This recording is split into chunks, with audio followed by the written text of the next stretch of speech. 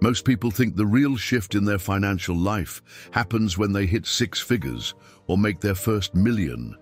But the truth is that everything begins to change the moment you save your first $10,000.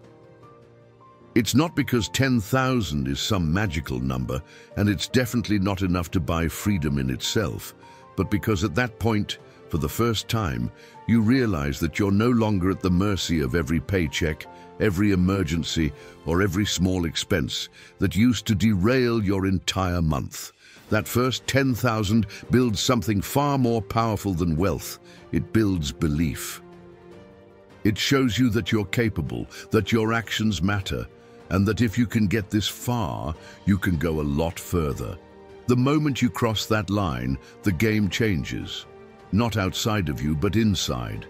The first $10,000 you save isn't about luxury, it's about leverage.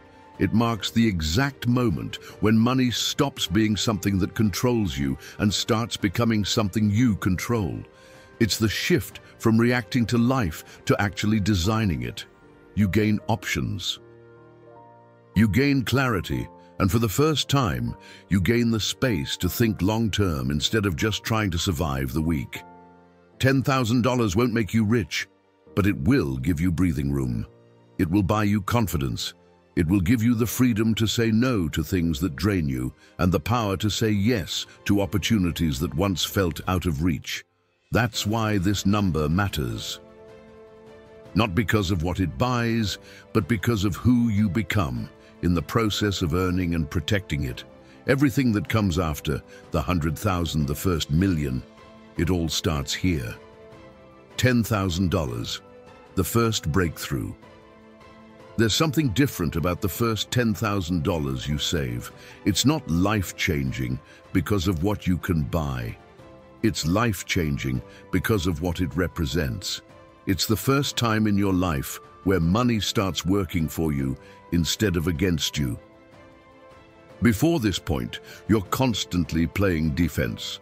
You're counting the days until payday, you're stressed over surprise expenses, and your decisions are driven by what you can't afford, not what you want to pursue. But once you cross that $10,000 line, even if your income hasn't changed, your position in life does. Because now, for the first time, you're no longer one emergency away from financial collapse. You can breathe. If your car breaks down, you can fix it. If your pet needs an emergency vet visit, you don't have to borrow. If you lose your job, you have time, not panic. That cushion, that distance between you and desperation, gives you something most people never have: options. And here's the thing, that shift isn't just practical, it's psychological. When you see 5 figures in your bank account for the first time, something happens inside you. It rewires how you see yourself.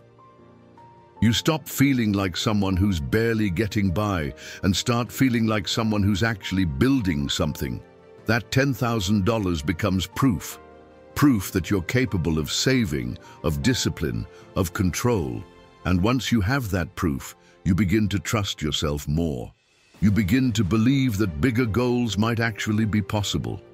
It's no longer just an idea. It's a path. I remember when I hit my first $10,000. I wasn't rich, not even close.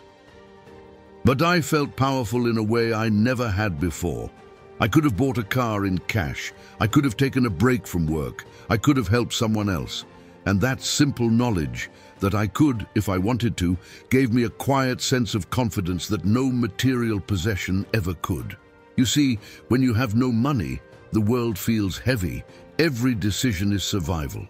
But when you have $10,000 set aside, even if you never touch it, you move differently. You walk into situations knowing that you don't have to say yes to everything. You're not trapped by necessity, you're free to choose. And that freedom bleeds into everything. You become more intentional with your time, your relationships, your work. You no longer accept disrespectful jobs, toxic environments, or poor opportunities just because you need the check. You start to look ahead, to think long-term, to plan not just for the next bill, but for the next chapter. This is why the first $10,000 is more transformational than most people realize, because it teaches you the most important lesson in finance: discipline compounds. The same habits that got you to 10 will get you to 50, to 100, to 1,000,000, but only if you keep going. That's the breakthrough, not just the money itself, but the momentum it creates. You begin to say things like, if I did that, what else can I do? And that simple question, that shift in identity, is the real gift. Because at this point, you don't just have money, you have control, you have space, and for the first time in your life, you have leverage. It's not about how much money you have, it's about what that money unlocks in your life: time, peace, purpose. The real shift happens early, when you realize you're no longer surviving, you're building. $100,000, the compound effect. Begins. Reaching your first $100,000 is one of the hardest financial milestones you'll ever hit, and one of the most important, not because it makes you rich, and not because you can retire, but because it's the moment when money stops being something you chase and starts being something that chases you back. Let's be honest, getting to $10,000 feels great, but getting to $100,000 feels like a mountain. It takes time, consistency, patience, and more discipline than you thought you had. You say no to things, you delay gratification, you sacrifice comfort now for freedom later. And for a long time, it feels like the results just crawl. Your savings grow slowly. You question if it's worth it, but then something clicks, the compound effect kicks in. At this level, you start to see money creating more money, not just from your job, but from your decisions. If you invest that $100,000 in something as simple as an index fund with an 8% return, you're earning $8,000 a year without lifting a finger. That's $666 a month. That's $22 every single day, not from your labor, but from your discipline. And this is where everything starts to change, because now you're not just building with effort, you're building with momentum. The snowball has started rolling, and with time, it picks up speed. But beyond the math, something deeper happens. At $100,000, your confidence multiplies. You've proven you can do hard things consistently. You've lived below your means. You've invested instead of spending. You've resisted distractions. And now you're sitting on 6 figures that didn't exist before. Not because you got lucky, but because you earned them. And that brings a level of clarity that's hard to describe. You stop looking at money emotionally and start seeing it strategically. You think in terms of opportunity cost, risk, and long-term reward. You start evaluating jobs, investments, and even relationships through a different lens. Not, what do I get right now? But what does this build over time? And just like that, you're no longer operating in survival mode. You're thinking like an owner. There's a quote from Charlie Munger that says, "The first $100,000 is a bean duck, but you gotta do it." I don't care what you have to do. Walk everywhere, eat nothing but rice and beans, but get there. He wasn't exaggerating, because after this point, something magical happens. The pressure eases off. The money starts to carry more of the load. You don't have to say yes to jobs you hate. You don't panic over unexpected bills. You can take calculated risks, move to a new city, start a side business, try something that might fail, and you won't fall apart if it doesn't work. That's the power of this milestone. It doesn't buy luxury, but it buys leverage. It buys freedom of choice. It buys you a little room to dream, to breathe, to build something bigger than just the next paycheck. And ironically, when you reach $100,000, that's often the moment when building wealth finally starts to feel fun, because you're no longer just climbing, you're gaining traction.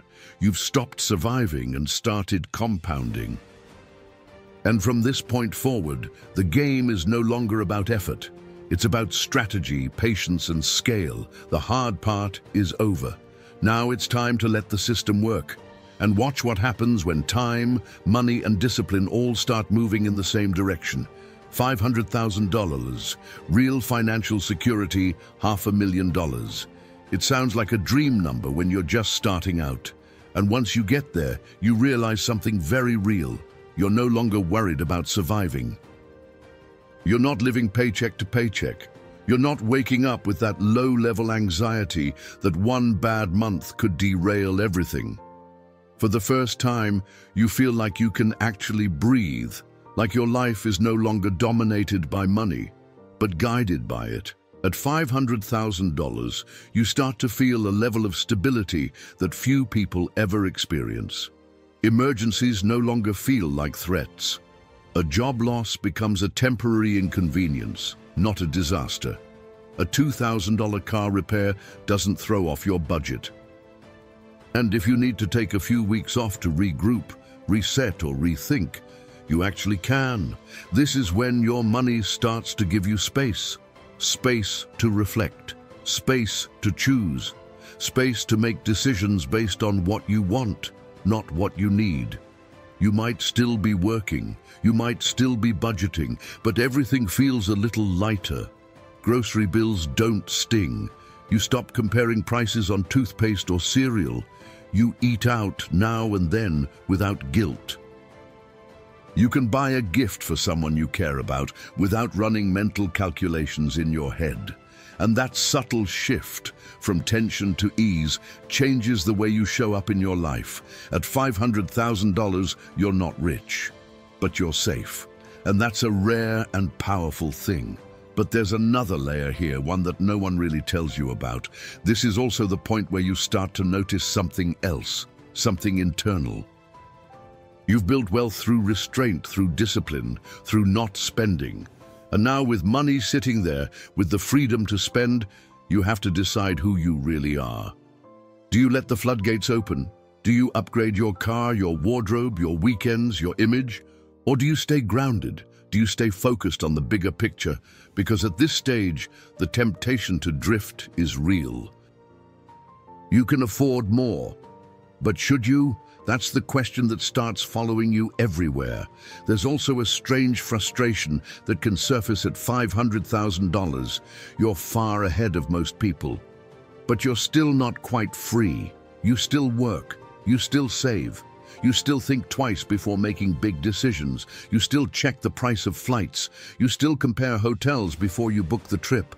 It's a liminal space, the bridge between comfort and freedom. You've escaped scarcity, but you haven't yet reached abundance. You can touch it, but you can't fully rest in it. And this is where many people plateau. They coast. They tell themselves, I've made it far enough, and they loosen their standards. They make small compromises. They start living at the edge of their means, just at a higher level. They lose momentum, not because they failed, but because they settled. But if you can stay focused here, if you can keep treating your money with purpose, this stage becomes your greatest launching point. Because now your returns are meaningful. Now your decisions have scale. Now every good move you make has weight. At $500,000, your money can start producing real income, not symbolic dollars, but cash flow you can feel. Passive gains that pay for trips, gifts, investments, and time.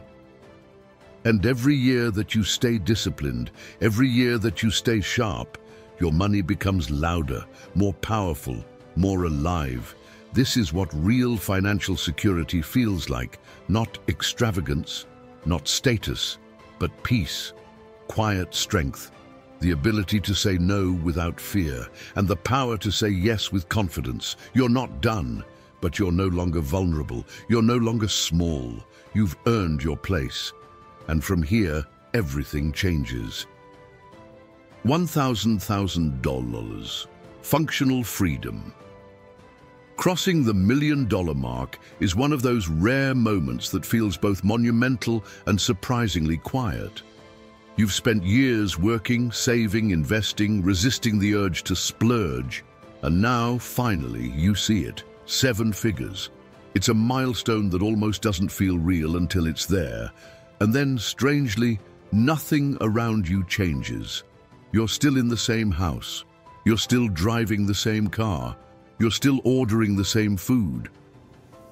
But something inside you shifts, because this is the first time in your life where work becomes a choice, not a necessity. We call this functional freedom. It's not retirement, it's not yachts and penthouses, but it's freedom with function. The ability to structure your life around purpose, not pressure. You don't have to say yes to the job you hate. You don't have to beg for time off. You don't have to panic when the economy dips or your car breaks down. You have space. You have options.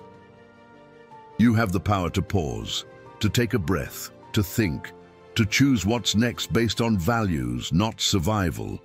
At $1 million, if invested wisely, you could reasonably expect $40,000 to $60,000 a year in passive returns. That's not extravagant, but for many people it's enough.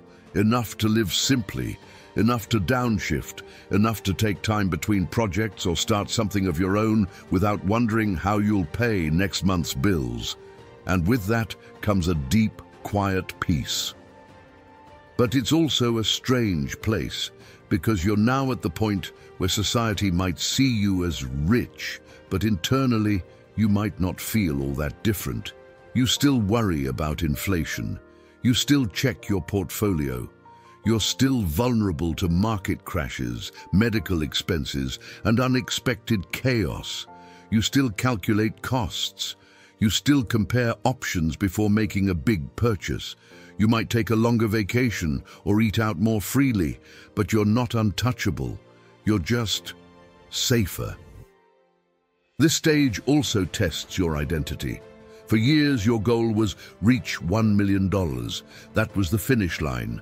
But now you've crossed it and the goalposts move. You start to ask new questions. What now? What's the next chapter? Am I still chasing money, or am I building something that matters? If you're not careful, this is where lifestyle creep can sneak in. You can afford more, a bigger place, a nicer car, more indulgent weekends, and that's fine. But if you let your expenses rise with your wealth, you risk trading your freedom for comfort. You end up in the same trap at a higher level, still needing income, still needing to work, still living on the edge, just with better furniture. But if you stay grounded, if you protect the habits that got you here, this level can become a launch pad. Because the truth is, the first million is the hardest. Not just financially, but emotionally. It's the mountain that teaches you discipline, patience, and endurance. Once you've climbed it, you know how to climb higher, not with panic, but with precision. At this level, you begin to experience wealth not as something you spend, but as something you hold. It gives you power, not over others, but over your time. It gives you clarity, not because everything is solved, but because now you're playing a game you've already learned how to win. This is functional freedom. It's not flashy. It's not loud, but it's steady. It's flexible, it's yours. And once you feel it, you'll never want to go back. $5,000, buying back time. At $5 million, everything begins to feel different. It's not just that you're financially secure. You've already crossed that line long ago. What changes now is your relationship with time.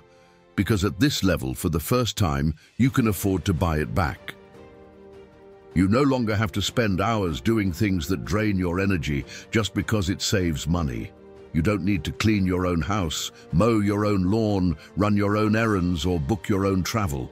Not because you're above it, but because the value of your time has changed. Now, 1 hour spent doing something you dislike is no longer just an inconvenience. It's a misuse of a scarce, precious asset. And that asset isn't money. It's your attention, it's your energy, it's your focus. At $5 million, you're able to step into a new level of intentionality. You start asking different questions, not just, how much does this cost? But Is this the best use of my time? Is this adding to my life or just filling space? You begin optimizing not for price, but for peace. You prioritize quality, not quantity. You simplify, you streamline, you delegate, you build space around your life to breathe, to think, to rest. And that space, that's where your best ideas come from. That's where clarity lives. At this level, you're no longer trying to escape work. You're trying to do only the work that matters. The kind of work that energizes you, that reflects your values, that moves the needle on things you care about. You're not chasing opportunities out of necessity. You're choosing them based on alignment. 5 million doesn't make you invincible, but it does make you selective. You can afford to say no to projects that don't excite you, to clients who don't respect you, to obligations that drain you. And that power to say no, that quiet control, is what begins to separate you from the noise of financial survival. You become harder to manipulate, harder to stress, harder to distract. But this level isn't all ease. It also comes with new forms of friction, because now your life is good, comfortable, stable, and comfort is a seductive thing. It's easy to stop pushing. Easy to stop growing, easy to fall into the trap of good enough. After all, what else do you really need? That's why 5 million is a crossroads. For some, it becomes the beginning of complacency. They upgrade their lifestyle, lose their edge, and coast into slow decline. But for others, it becomes the foundation for something greater. Not just in money, but in impact, in purpose, in legacy. Because here's the truth. $5 million gives you leverage. Leverage to build deeper relationships. Leverage to invest in your health. Leverage to support causes you believe in. Leverage to think long-term. And if used wisely, leverage to create a life that's not just successful, but significant. At this level, you're not budgeting for groceries or planning every trip around price. You don't worry about small emergencies. You don't stress over a bad month in the market. You have a buffer, not just financially, but mentally. But what you still don't have is infinite freedom. You can't charter jets without thinking. You can't buy trophy properties or collect luxury assets without strategy. You're not rich in the cinematic sense, but you're free in the real one. And the greatest use of that freedom isn't to consume more, it's to live better, to be where you want to be, with who you want, doing what truly matters. That's what 5 million gives you. Not excess, not luxury, but time. And the rare opportunity to reclaim it, fully, $10,000. You've won the game, almost. At $10 million, the game of personal finance changes entirely. You're no longer playing to survive or even to build. You've moved past the questions of, how do I grow? And into a quieter, more powerful one, what do I really want? Because at this level, if you've played your cards right, you don't have to work ever again. You don't have to budget. You don't have to compromise on the basics. You could walk into almost any restaurant, book almost any hotel, buy almost any car, within reason, and not worry about what it's doing to your bank account. Emergencies are not a problem. Unexpected expenses are simply absorbed. A recession? Still painful but survivable. You're not checking prices, you're checking preferences.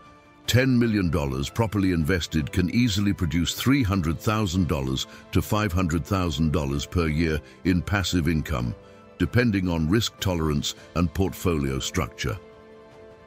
That's income without labor, freedom without strain. And that kind of autonomy isn't just financial, as it's psychological, because what it buys isn't just comfort, it buys control. You can live where you want, you can hire who you need. You can protect your time, your family, your peace. You can walk away from anything that doesn't serve you. You're no longer negotiating with life. You're designing it. But here's what's surprising about this stage.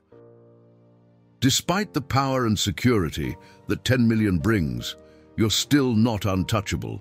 You still think about large purchases. You still run the math on taxes.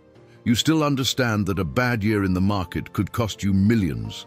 You're no longer in the rat race, but you're also not in the clouds. You can buy the Lamborghini, but maybe not the brand new one without blinking. You can fly international first class, but chartering a private jet regularly still feels excessive. You can own a beautiful home, but trophy mansions in coastal cities still give you pause. You can spend, yes, but you still feel the cost. And that feeling, that edge, keeps you sharp. This is the paradox of 10 million. You've won, but you still play. You've earned the freedom to say no to anything you don't want to do. You've earned the ability to shape your life around energy, not obligation. But you're also more aware than ever that wealth can be fragile, not just from the outside, but from within. Divorce, addiction, poor investments, lifestyle creep. All of these can chip away at what you've built if you lose focus. So the mindset shifts. At 10 million, your greatest risk isn't income, it's complacency.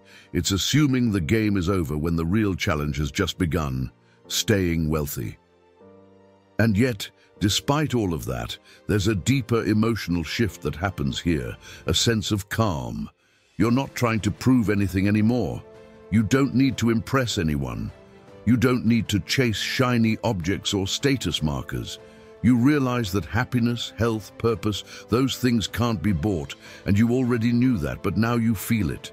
And that's when something unexpected happens. You start to go back to the simple things, long walks, time with family, projects that light you up. You spend less time comparing and more time choosing. You spend less time fighting for freedom and more time using it. At 10 million, you haven't escaped the world, but you've bought yourself the ability to live differently within it, quietly, confidently, on your terms. You've won the game, almost, because from here, the goal is no longer about more, it's about better. $25,000, life without financial consequences. At $25 million, you no longer measure life in dollars, you measure it in decisions. Because at this level, almost no decision you make is constrained by money. You're not budgeting. You're not optimizing for cost. You're not asking, can I afford this? You're asking, do I even want this? This is the level where money loses its weight, not because it's meaningless, but because it's no longer a factor in your day-to-day life. A $20,000 emergency barely registers. A $200,000 surprise is inconvenient but manageable. A recession hits, and instead of bracing for impact, you're looking for opportunities to buy.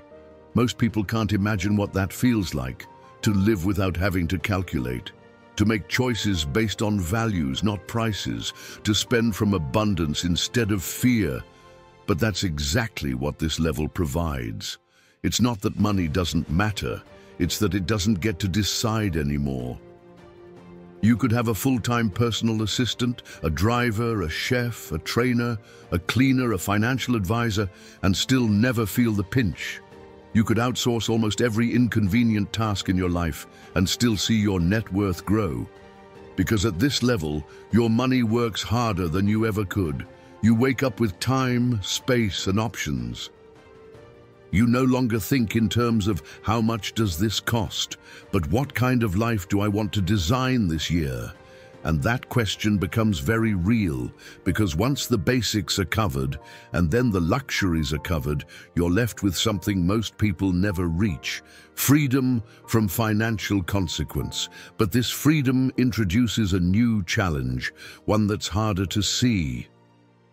When you can have anything, do anything, go anywhere, what do you choose? When you don't need to grind, don't need to struggle, and don't need to chase, what drives you? At 25 million, you start to notice the diminishing returns of wealth. The car doesn't feel that different. The hotel room gets a little nicer, but not life-changing.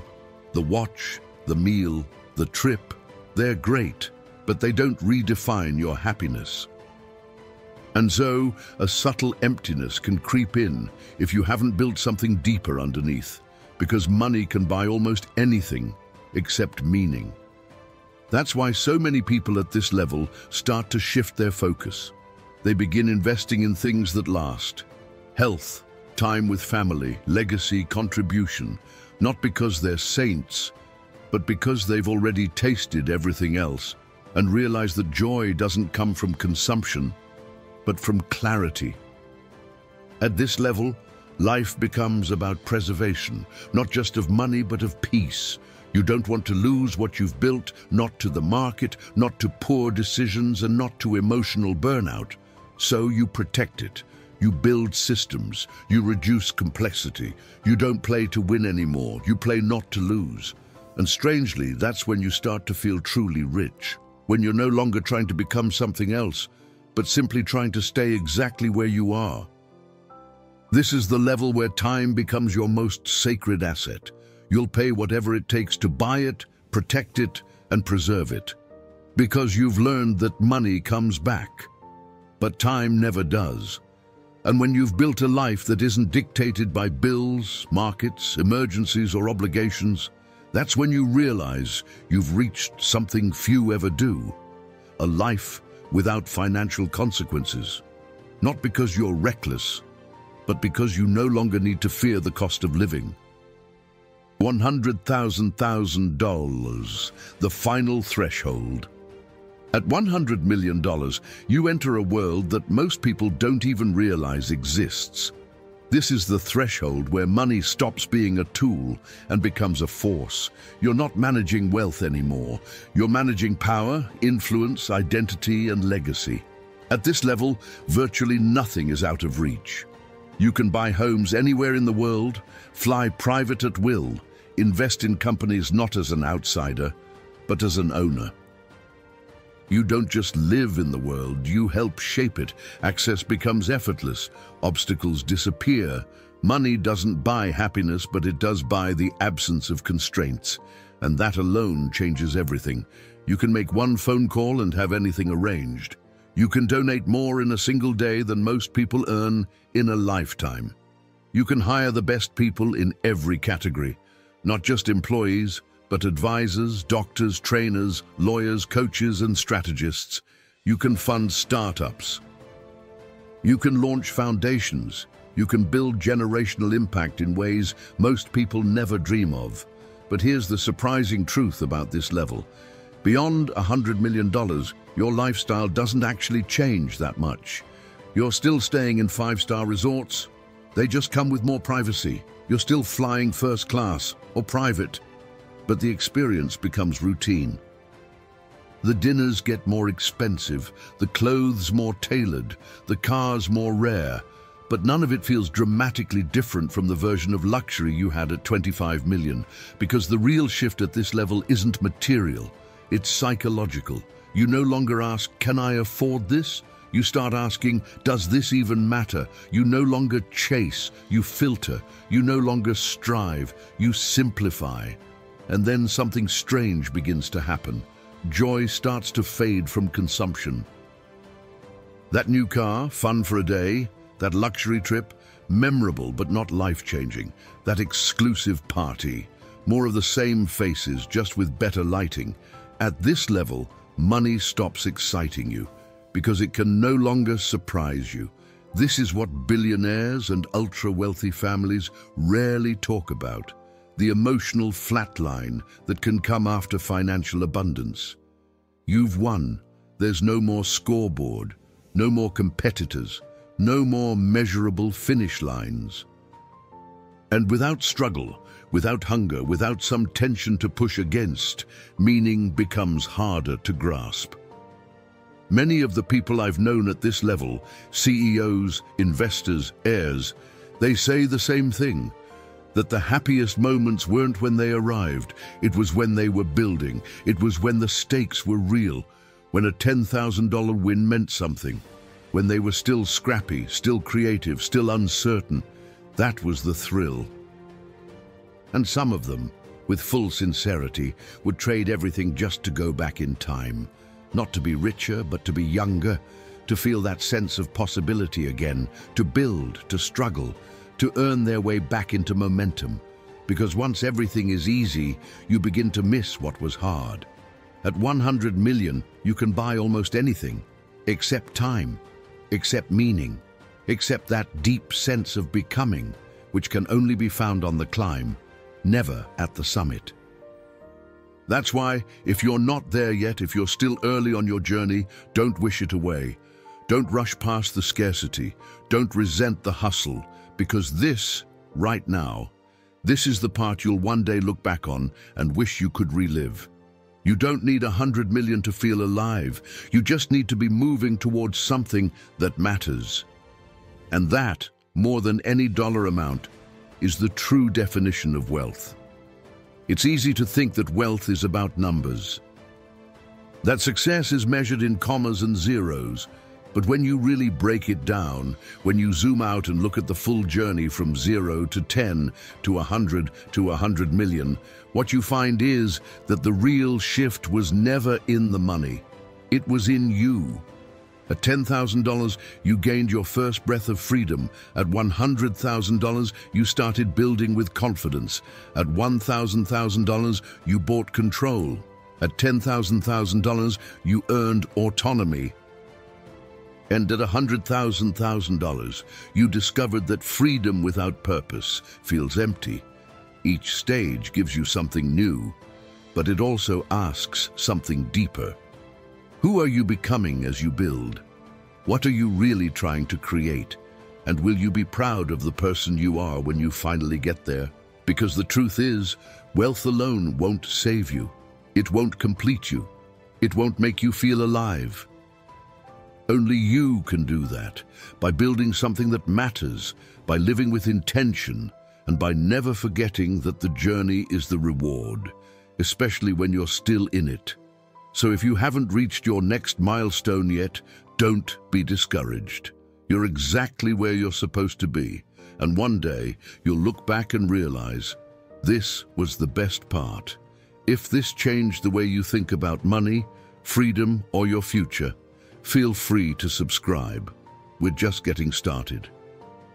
And the next chapter, that one's up to you.